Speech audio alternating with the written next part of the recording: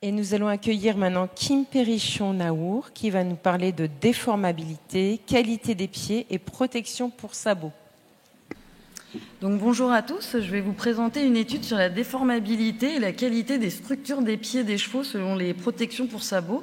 C'est une étude réalisée par l'école d'ostéopathie animale Biopraxia en partenariat avec l'entreprise Safe HP que vous pouvez trouver sur son stand juste derrière. Alors, on sait aujourd'hui que les capacités de déformation des pieds sont un élément essentiel de son fonctionnement physio-biomécanique et qu'une ferrure rigide diminue les capacités d'expansion des talons par rapport à un pied nu. C'est la raison pour laquelle on a des nouvelles protections alternatives au fer acier qui ont vu le jour dans le commerce, qui sont constituées de matériaux plus souples et souvent d'un support pour la fourchette, un support furcal, promotionnant donc un pied plus proche de son fonctionnement naturel. C'est la raison pour laquelle on a voulu étudier et comparer surtout une condition pieds nus, une condition fer-acier et une condition semelle souple, là comme vous pouvez le voir sur la photo, avec un support furcal. Vous pouvez voir les semelles en direct de l'autre côté. On a également voulu étudier l'effet d'une transition de fer acier à semelle plastique. Et on a étudié deux éléments, la qualité des structures avec une approche ostéopathique qu'on a transformée en score pour l'analyse, et la déformabilité de la partie caudale, donc de la partie arrière des pieds, par une analyse vidéo. Sur la qualité des structures des pieds, donc avant la transition, vous voyez donc l'histogramme bleu et rose, les deux groupes sont ferrés en acier et on a des qualités de structure des pieds significativement moins bonnes que les pieds nus.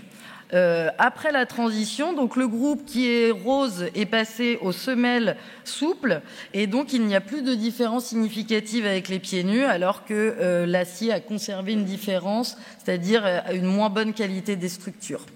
On a constaté aussi qu'on avait une augmentation de la qualité des pieds pour tous les groupes entre les premières et les dernières mesures et on en a conclu qu'il y avait quand même un effet important des saisons sur la qualité des structures. Au niveau de la déformabilité, on a évalué que les mouvements verticaux pour tous les groupes étaient supérieurs aux mouvements horizontaux, mais que les pieds nus ont des capacités de déformation globalement supérieures aux pieds ferrés en acier. Donc il se trouve que l'augmentation des capacités de déformation horizontale, donc par exemple d'expansion des talons, permet d'améliorer les capacités de déformation verticale. Et c'est la raison pour laquelle une transition de fer acier vers semelle souple va permettre d'augmenter ses capacités de déformation horizontale et donc verticale. Et en plus, on a constaté un effet une prise en charge de la déformation par la semelle. Enfin, le dernier point, c'est que moins on a de capacité de déformation et plus on va avoir une déviation d'axe du membre. Donc ce qu'il faut retenir, c'est que la saison influe sur la qualité et la déformabilité, que les semelles tendent vers un fonctionnement effectivement plus proche du pied nu, mais tout en limitant l'usure et surtout les déviations d'axe qui peuvent engendrer des compensations musculo-squelettiques. Et donc on préconise l'utilisation de ces semelles, soit en étape intermédiaire intéressante pour passer de fer acier à pieds nus, soit pour chausser aussi des chevaux pieds nus pour faire des activités particulièrement sollicitantes.